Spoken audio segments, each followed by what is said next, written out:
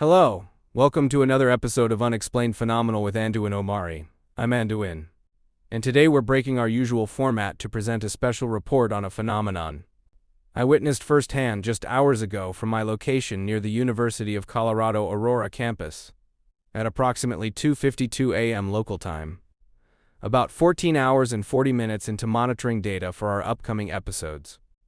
I noticed a brilliant, intensely bright fireball directly overhead near General Park.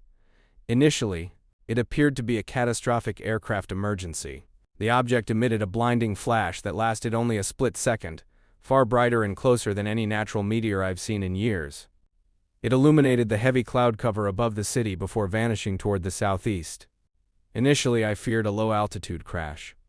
But the event was silent from my vantage point until several minutes later, when distant sonic booms rattled the windows. This wasn't an isolated incident.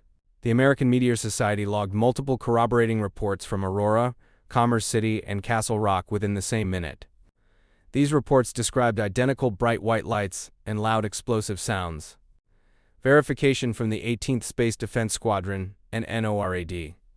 Tracking data confirmed that this was the uncontrolled re-entry of the trunk section from a SpaceX Dragon spacecraft, specifically the Dragon Endurance 2 mission, which had recently departed the International Space Station. Unlike natural meteors that vaporize instantly at high velocities, this space debris entered the atmosphere at a shallower angle.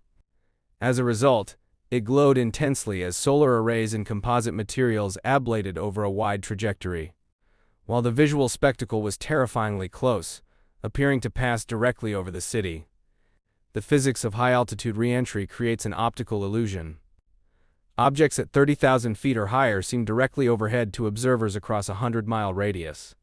Expert analysis from the Cloud Bay Observatory indicates the surviving debris likely impacted further southeast near Limon. Yet the visual convergence over Aurora was absolute. This event serves as a potent reminder that the sky is filled with human-made artifacts returning to Earth, often indistinguishable from natural phenomena or distress signals to the untrained eye.